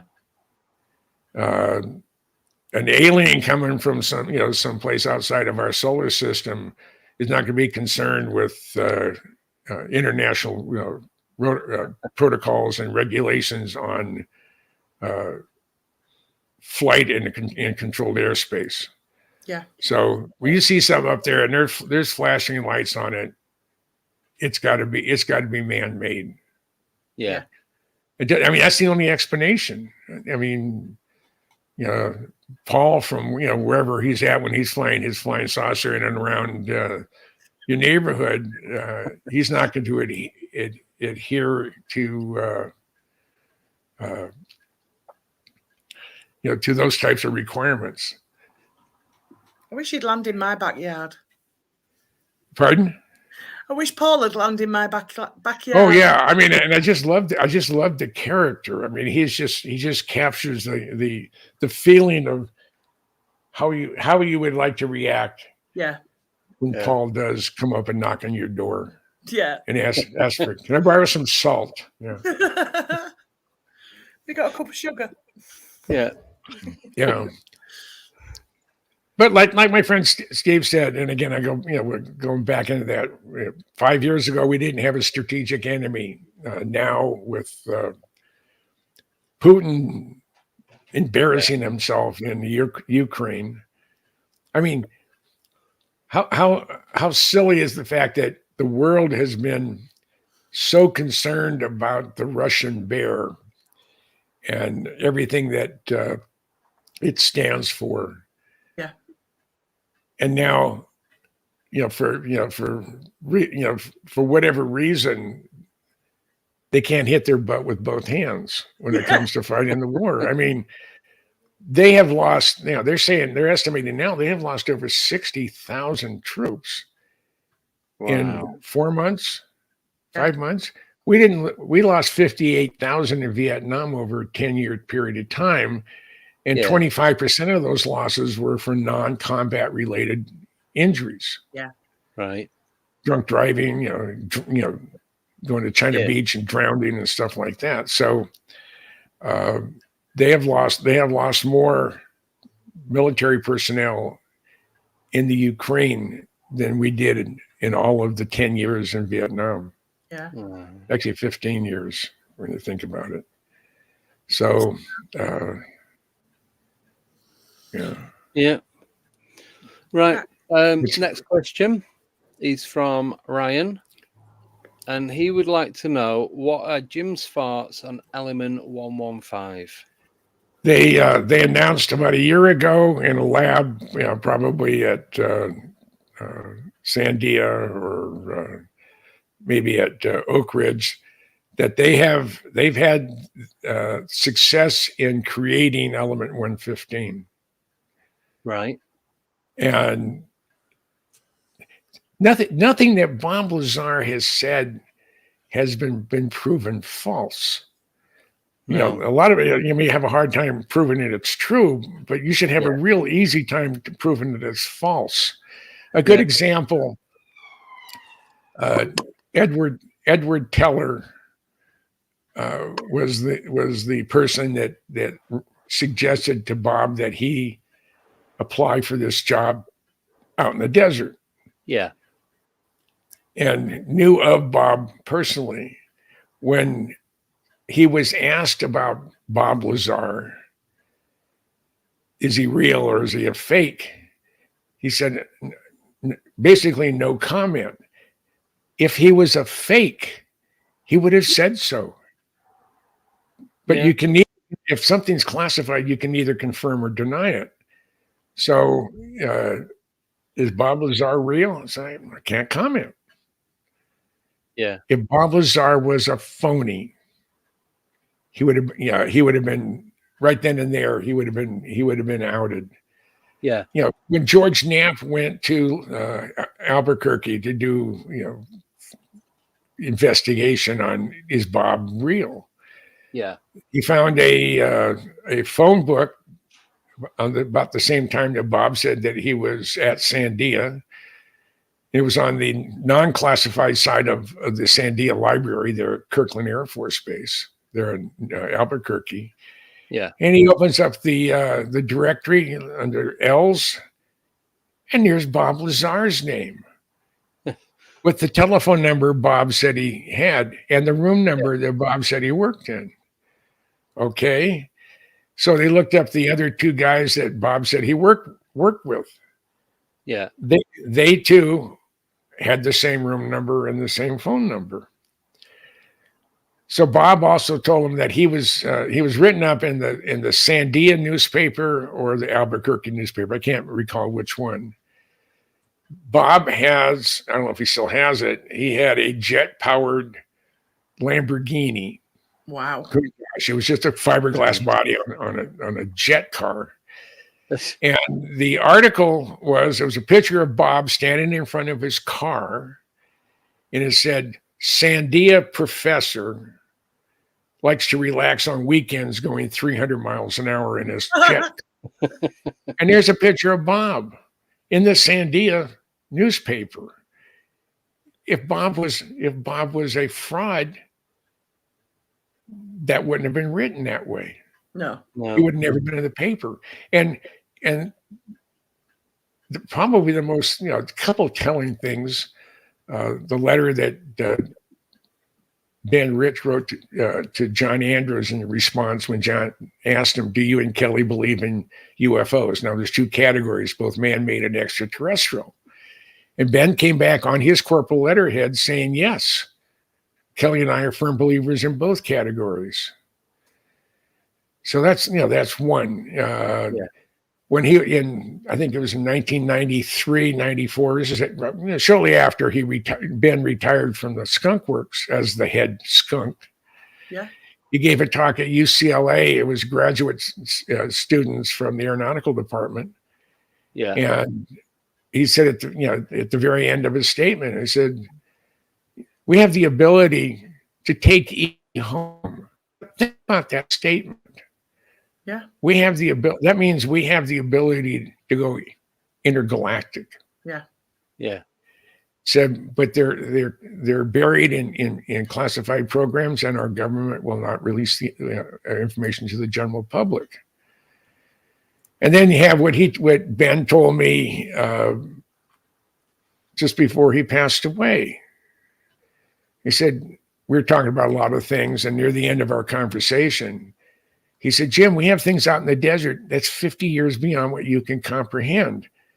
Now, he wasn't referring to Area 51, and I can comprehend a hell of a lot, and he's aware of that. And he said, if you see movies like Star Wars or Star Trek, we've been there, done that, or decided it wasn't worth the effort. Yeah. And I said, Ben, you want to expand upon that? And he said, no. And then the SOB had the nerve to die on me 10 days later. He died of esophageal cancer from probably breathing the fumes of the solvents used on stealth coatings. That's my feeling. Yeah. And then it was my experience during Desert Shield and Desert Storm when I was at the Pentagon. I had Bob Lazar's W-2. At the time, I was an E6. I was a tech sergeant. Yeah. I was there as a historian. That was my job. That was my Air Force specialty code was historian. And I had the same clearance as my boss, 2-star. So anything he saw, I saw. I had to have the ability. Yeah. But I was there to go through and pull everything out. I had to read every message going to and from CENTCOM every morning, and that was fun. I mean, I was looking for UFO terminology or things that I didn't, and I read absolutely every single message going to and from CENTCOM from day one all the way until the end of hostilities in January of 90. Yeah. So it's or 91, I should say. It was just really, really interesting. But I had Bob's W-2 in my back pocket. I had a lull in what I had to do. I had a couple hours just to kill, and I'm there at the Pentagon. So I decided I was going to look up the organization that paid Bob Lazar for working at S4, and I got on the computer and I'm looking at the Pentagon directory.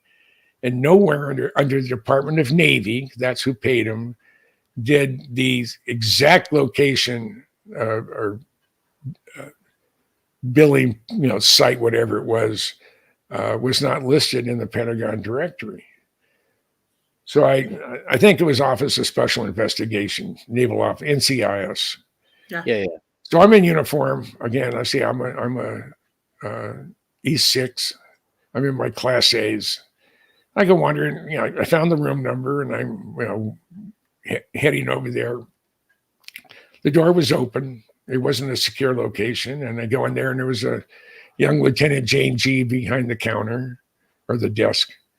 Yeah. And I said, sir, I got a question. I'm trying to locate this Department of the Navy. Can you help me out? So I handed him the W-2 and he looks at it and he excuse me for a minute and he gets up. And he walks into the 2-star's office. Now, those of you who are familiar with the United States military, probably the British military is no different than our Navy. Yeah. A Navy 2-star admiral is not going to talk to an Air Force enlisted puke. Yeah. Unless it's really, really urgent. So I go in there and I give him a real sharp salute. And instead of him saying at ease, he said parade rest. So I'm still standing there rigid. And he's looking at Lazar's W-2 and he is pissed. Yeah. He said, Sergeant, I don't know where you got this W-2, but if I ever see your face cross the threshold of my office ever again, you'll be the most sorry son of a bitch, an NCO in the United States military. Do you understand me, Sergeant? I said, yes, sir. With that, he puts Bob's W-2 in the shredder and says, you're dismissed. So I gave him another sharp salute and did an about face, and out I went. Now, if Bob was a nobody, if Bob was a fraud, first of all, Lieutenant JG wouldn't have got up with his W-2 and gone into the 2-star's office, and the 2-star would not have threatened me. Yeah. I would be the most sorry son of a bitch in the United States military. So that is just one more thing piled on to the evidence that Bob Lazar is who he says he is. Yeah. And I'm blessed by the fact that he's my friend. Yeah. And I hope to see him probably in September. I think I'm going to make a trek. And it depends. I mean, the world may come to an end by then, but if it doesn't and gas is still available, I'll jump in my car. Yeah. Right, we've got another question from Nickname. What does Jim know about black budget? They're black, and the reason why they're black, not necessarily for national security, but they're black to keep the bean counters from saying, well, we could take $1 billion from that budget because who needs to be able to do this or that, to fly to Mars in a blink of an eye. Let's give it to BLM, or let's give it to Antifa, or let's give it to some other worthless project out there to waste our money on. Yeah. So black budgets, a good example, when they were building the F-117, at the time they were building it, they figured that once it flew for the first time, that they could probably keep it classified for about 15 months. Yeah. And it flew in June of 81, and they figured, okay, come the end of 82, someone will probably see it and announce it. 82 came by and nothing. 83, 84, 85. Now, Ben Rich told me something a long time ago. He said, security costs money. To keep a program classified that isn't necessarily needed to be classified adds about 25% to the cost of the program. Right. So these guys are playing a game to seeing how long they can keep it classified, and they go until the Air Force finally announced the existence of the F-117 in November 1988. Right. It's 6 years from past where it normally would have been released to the general public that we have this capability. So that's what I know about black budgets. And again, the spook agencies, the alphabets, they're really good at hiding money. They could have it for as far as a category, widget restoration, when in fact it's a clandestine capability of be able to go to our bases on the moon if we had them there. So that's my comment on black budgets. Black budgets are primarily there to keep the bean counters from knowing what we're spending their money on. Yeah. So cool. Thank you. That's where we're at on that. Yep. Cheers. Next question is from Richard Crooks. Do we still use spy planes, or is it just spy satellites now? Well, we were never able to replace the full capabilities of the Blackbird. And the U-2 is still flying. I mean,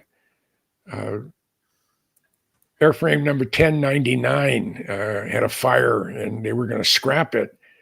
But the U-2s, our utilization is so high that they've spent the last 4 years or almost 5 years rebuilding 1099 to go back to the fleet. Yeah. So they'll have a total of, I think it's 34 U-2s. So no, it's a very valuable asset, and it's a spy satellite is predictable. Every morning at Area 51, before anything goes flying, they have a meeting with all the flight test people. Yeah. Okay, we have a visible light satellite going over at such and such a time. We have an infrared capable satellite going over at such and such a time. So they manage their entire day over what satellite and what the capabilities are over Area 51. And they have, in some of the images that are out there, there's reference to scoot and hides. That's if an airplane is on the on the taxiway, or maybe it just landed, but it can't get back to its hangar in time, and that we know that there's a Russian visible light satellite coming over the area, and it's probably going to be imaged. Yeah. So they drive that airplane, taxi that airplane into what they call a scoot and hide, or they can actually, this thing has on wheels, they can actually pull it to where the airplane is and cover the airplane up. Yeah. So the other thing that they do at Area 51, they run live steam through the ramps. Because if an airplane's been sitting outside for a couple hours, just a short period of time, you're out in the desert, it's going to leave a shadow. It's going to leave an infrared shadow. So the Russians or the Chinese know the top view shape of the craft, whatever it is. Yeah. And Ben said early on in the reconnaissance satellite era, when it first began, both ours and the Soviets, they'd bring an airplane out, whether it was an A-12 or YF-12. Yeah.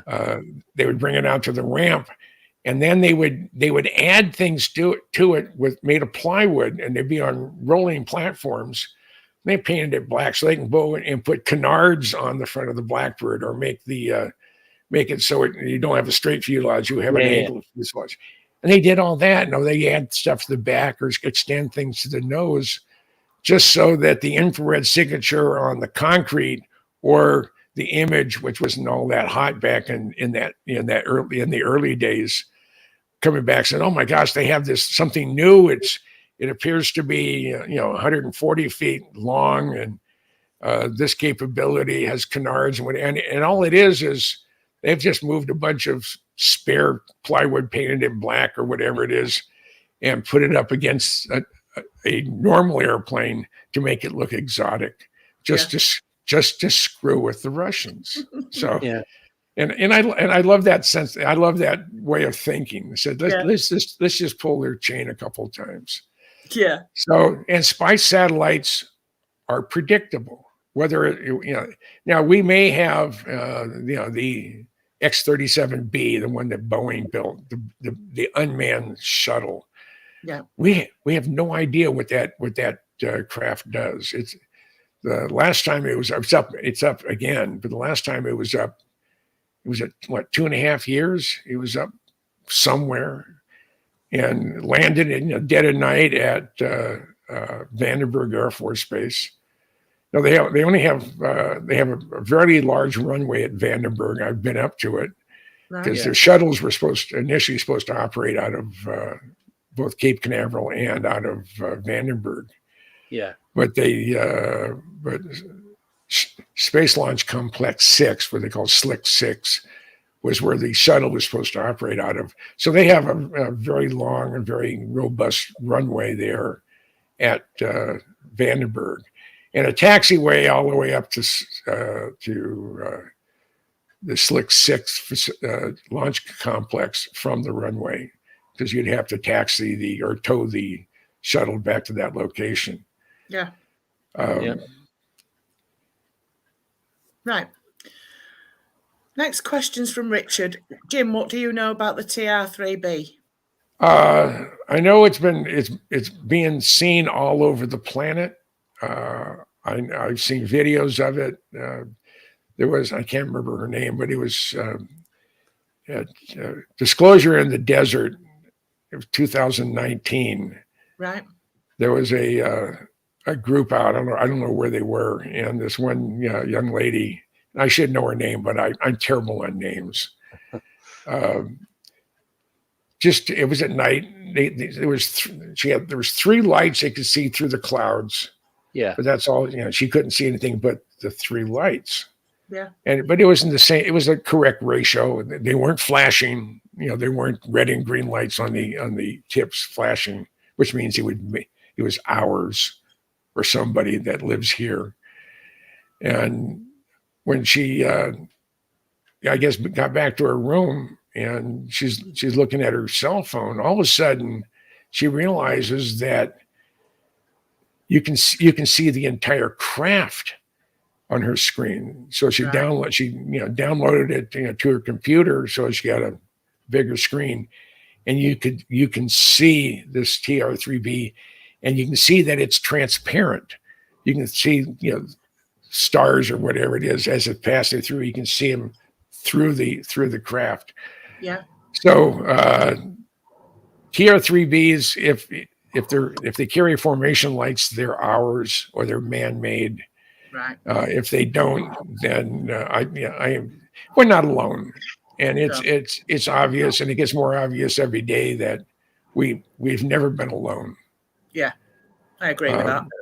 And the other thing that's starting to happen, and at first it was just a trickle here and a trickle there, is the giants that they're digging up, the skeletons, 10 foot, 14 foot, supposedly 30 foot.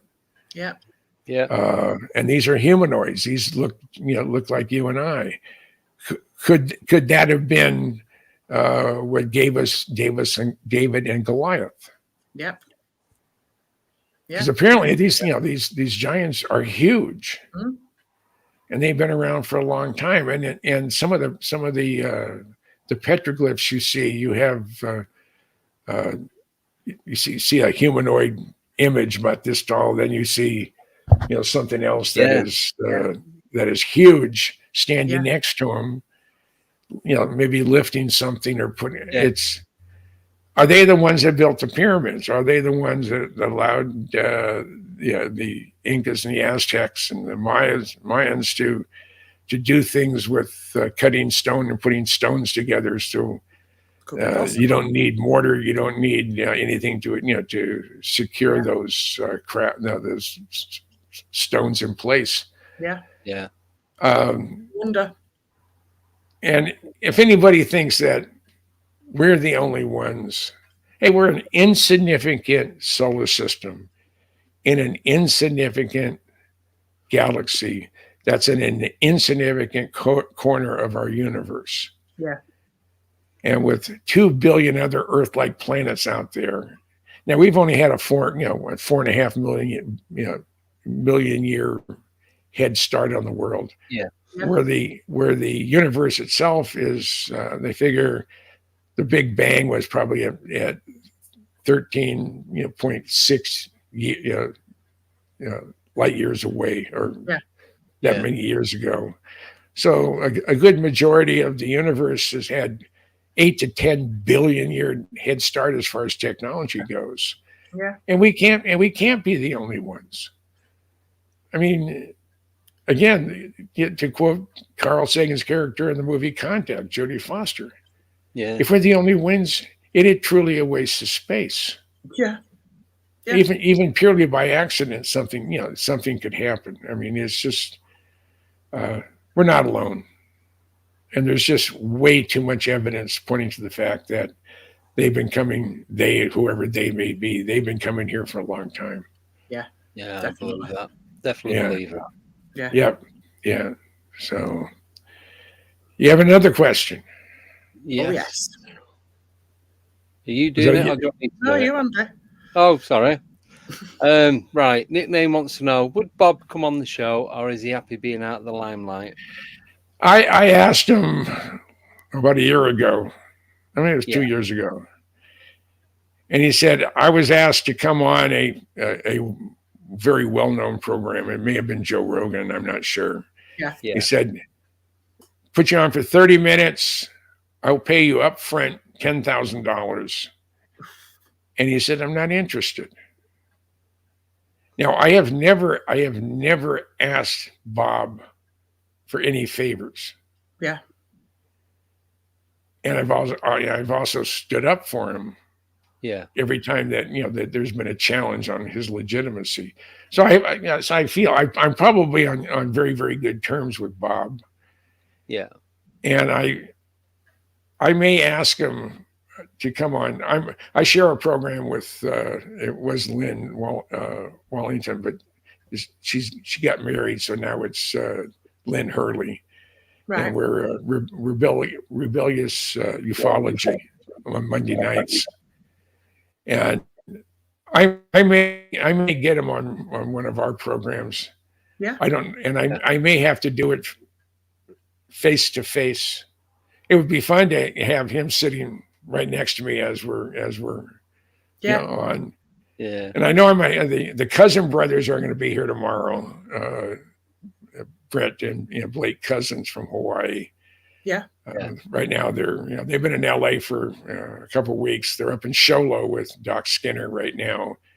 And after that, and I think I'm going to meet them at the Phoenix MUFON function that I'm speaking tomorrow on at the Arizona Historical Society. They're in Tempe.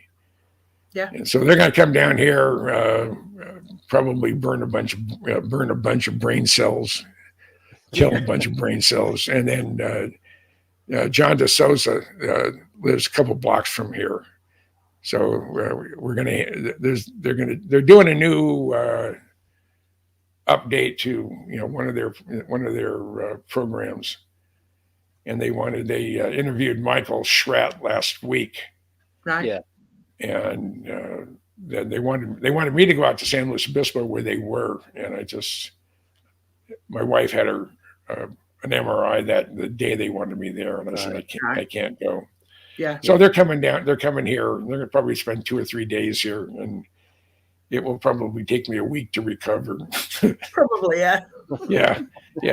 And I hope to go see him. I'm going to go to Hawaii.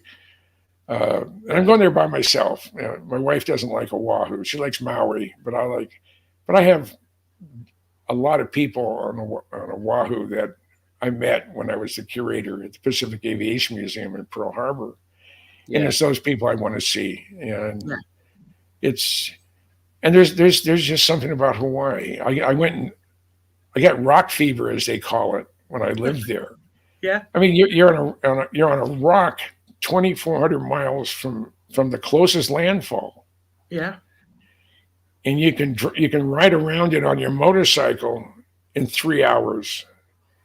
It's 100 miles exactly from starting point A around the island. Yeah. Now, every Sunday, everybody that has a motorcycle, that's when everybody goes riding around Oahu. Right. And the only option is it clockwise or counterclockwise, and that's it. So I'm going there. I'm not going to rent a car. I know the bus system really well. Yeah. Waikiki, where I'm staying and where most of my friends live, it's 2 blocks wide and 2 miles long. So I can walk everywhere. Parking's expensive or non-existent. Right. So it's going to be fun. I'm looking forward to it. And then I'm going back. I'm going to Minnesota in next month. Spend some time with my son and my daughter. And I have an unusual relationship with my first wife.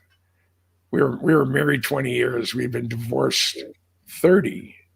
Right. But when I go to Minnesota, I stay with her, and my wife does too. That's good. Yeah. My first wife and my very last wife get along great. So that's brilliant. Yeah. Always good to hear that.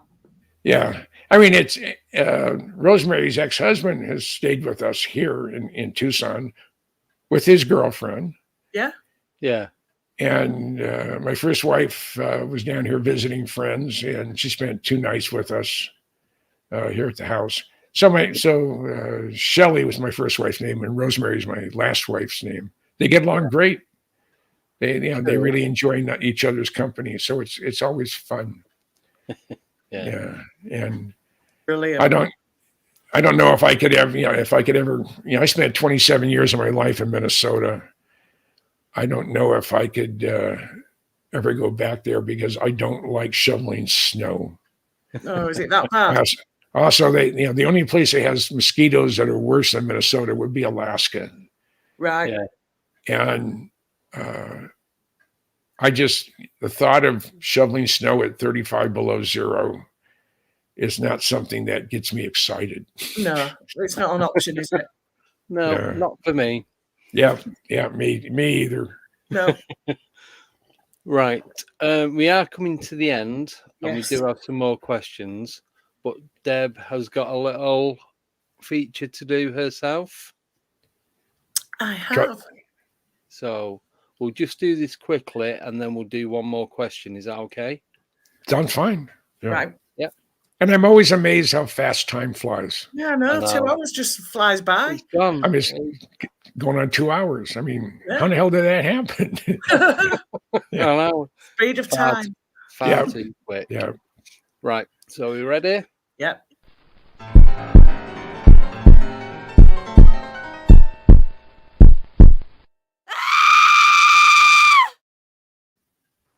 Okay, so now my creepy fact of the week is, and I have tried this, if you get a glass of milk and a piece of liver, fresh raw liver, and you put them a few inches apart, the liver will make its way to the glass.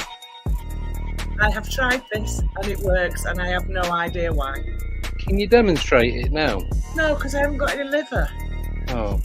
And nor should you have it. I mean, to me, liver is the EPA toxic waste dump of the human body, or anybody for that matter. Yeah.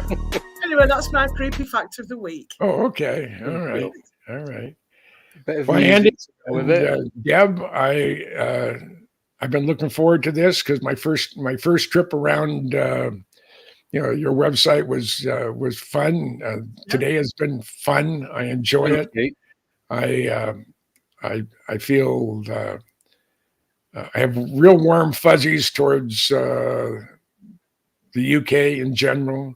Oh, good. I probably spend more time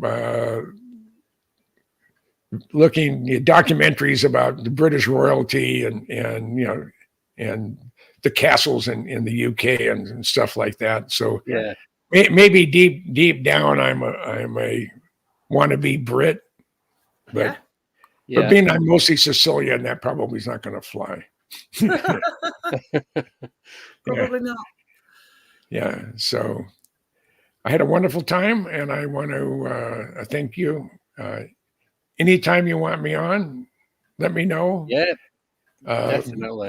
I'm retired. I have, most of my book projects are behind me right now. I'm trying to come up with book number 30 to try to figure out what I'm going to do with that. And that's about it. So have a wonderful week. Now today is Friday, isn't it? Okay, you have a wonderful weekend. Yeah. I mean, being I'm retired, I have no idea. I have to look at my phone to know what day of the week it is. Yeah. Because the only thing I know, there's only a few things that I'm interested in that happens on a regular basis.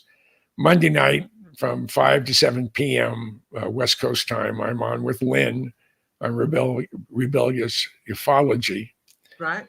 And Tuesday nights, it's America's Got Talent. Right. Yeah. And we have to tolerate Simon, but sorry about that. Can you keep him? We don't need him over here. But I absolutely love how talented people are out there. Yeah. It's really quite amazing. Ordinary people. Yeah. And then when it comes on, I like the voice. So and most everything else, there's so much garbage on TV. Yeah, there is. That's why I didn't put it on.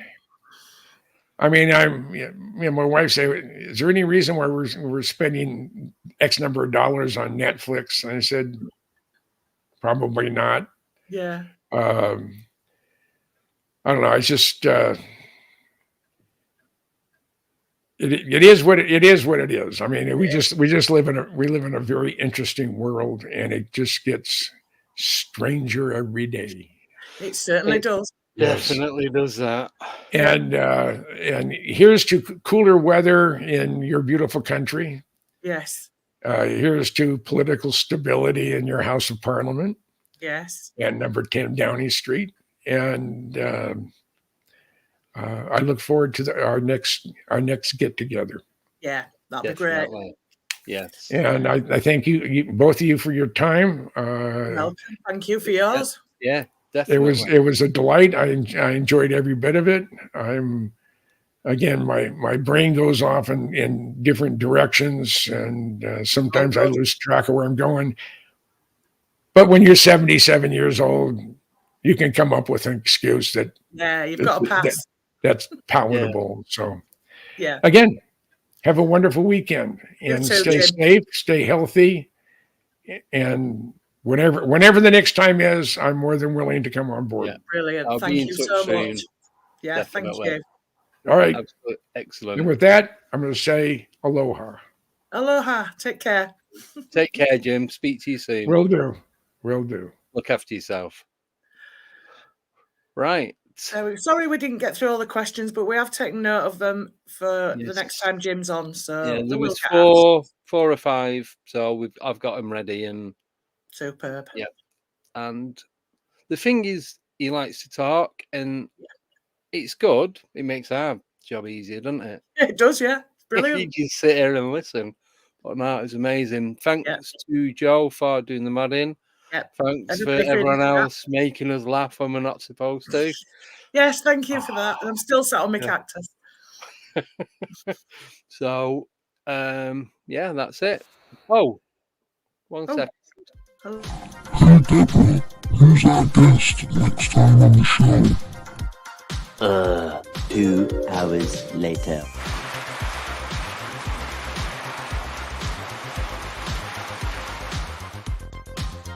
I have no idea.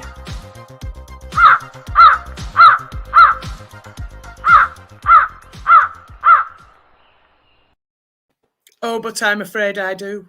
Oh no, we're not ready. Is everyone sat down? Go on. Jim. Yeah.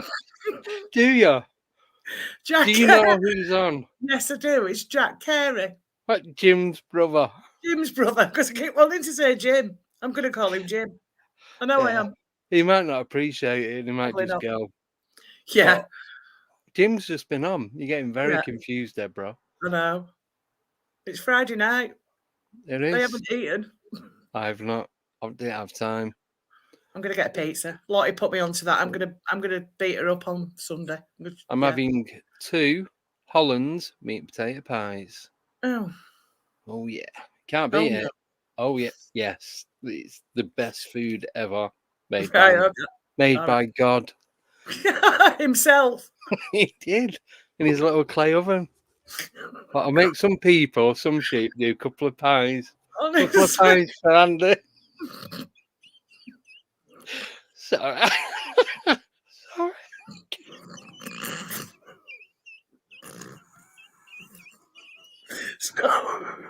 Stop it now. Oh, come. Oh, dear. Didn't realise they were that funny. Chill out. Fill the pies out. What about you? Oh, so, well, remember, next Wednesday, should all being well, will be the Funny Not Funny show. Yeah, sorry, yeah. Yeah, so that's where we'll go on there. We won't even laugh. No, probably won't. No. So, I think, have you anything to add?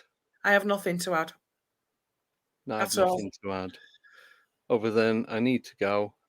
I know nothing. I need food. I need food. I'm gonna go. 1 or 2. Pick a number. 2. Nah, I'm going 1. Okay, right, good night, everyone, and see you Wednesday. So have a great weekend, and thanks for joining us. Behaving.